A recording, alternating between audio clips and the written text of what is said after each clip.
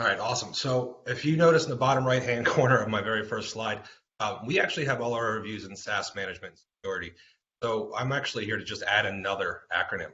So I kind of wanted to dig into user behavior analysis, and this isn't to take away from the importance of those SOX, SIMs, SDRs, MDRs, XDRs, et cetera.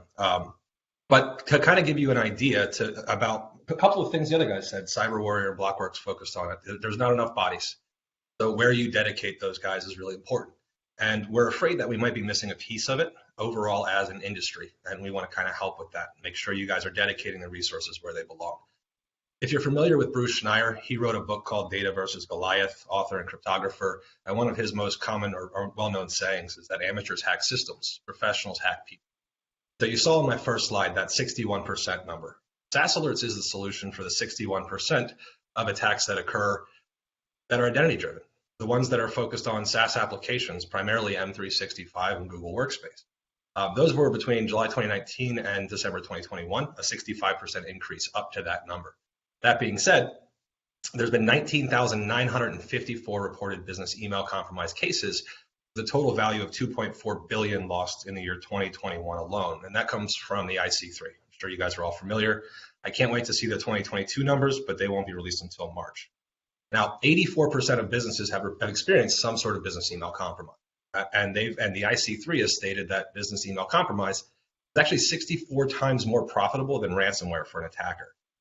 As just for like a measurement, in that same time frame where those 19,954 occurred, there were about 2,300 ransomware cases for a total value of I think it was $42 million lost. So I'm sure you guys are all aware that business email compromise and data egress and identity access management, data loss prevention, all of those things are important. And Microsoft is as well. So Microsoft, in their infinite wisdom, recognized that this is becoming a common occurrence and that it's dangerous. They did what they do best, and they indemnified themselves of responsibility. If you guys want to take a look at this, hit the terms of use. You can just Google Microsoft terms of use. Scroll about 2.5 feet down the page to the member account passwords. Now, they've always said they're not liable for any loss that you may incur as a result of someone else using your password or account. But last year, they added that thing at the bottom, my emphasis in bold.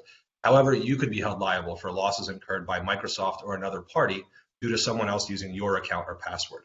They've dropped the blame at the feet of managed service providers and their end users. And if you're relying currently on how they monitor and protect conditional access policies, as an example, or data loss prevention, all of the advanced threat protection tools, then you're probably missing a little bit that is pretty critical. And I'll give you an example with conditional access policies. Those fire after a successful login. So even if you geofence an area, what you've just told an attacker that's outside of that area is, you know the password, you know the login, you just can't log in from where you are. So if you have risky user policies set up, they'll fire within 15 minutes to a couple of hours, depending on Microsoft's load at the time. Anyone with half a brain can go, all right, well, where's that domain registered? VPN into that location and pop in. So the question that I got to ask you guys are you missing it?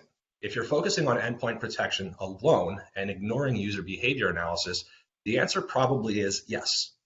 So what SaaS Alerts allows you to do is provide graphical user interfaces and dashboards for things like visualizing data and identifying trends around the user, not necessarily what device they logged in from. Because let's be honest, you can check your email on a Nintendo Switch right now or a Samsung smart fridge. Reporting tools for investigating security incidents and supporting audits if something does go wrong.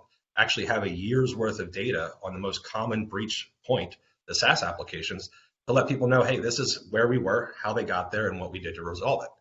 And then on top of that, the alerting capabilities to notify administrators of suspicious events in real time.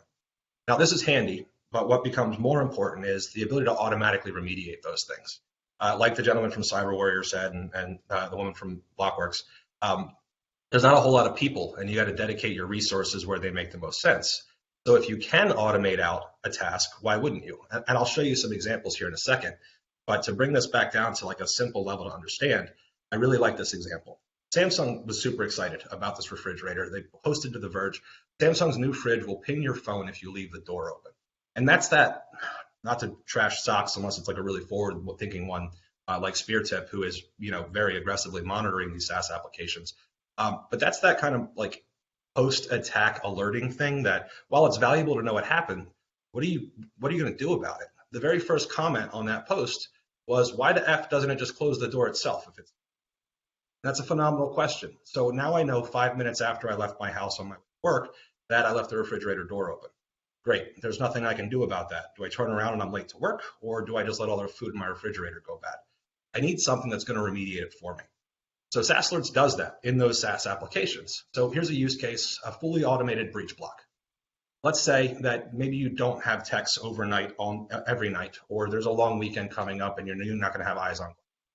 This respond rule, which is built into the SaaS platform, can be established to allow the MSP partner to set SaaS Alerts to monitor and automatically respond to a high confidence account breach for time periods where maybe you don't have bodies on staff for that rapid response. And this is how it works. You select the customer, select the event that you're looking for. In this scenario, let's say anybody who logins from an unapproved location after hours. Critical issue. If you want to text somebody and let them know it occurred, you can absolutely text your admin staff, but you can select the action. Log off that account from all of the devices and sessions that are using right now and block future sign-in, and then send that ticket to the PSA.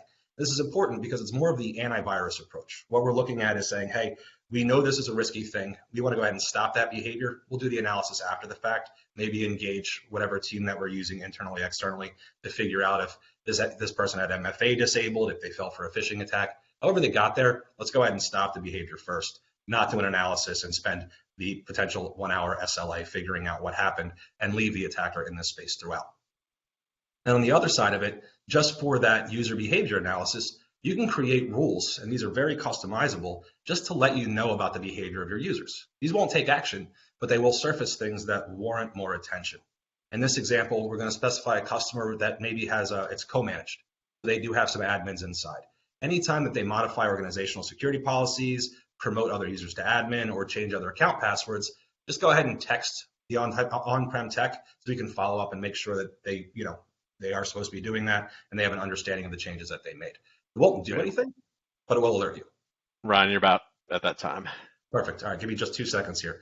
We added a couple other things, role-based access control for those internals, Dale account cleanup to keep you with Microsoft 365's commodities, and then we've added a whole bunch of new integrations for you guys to leverage.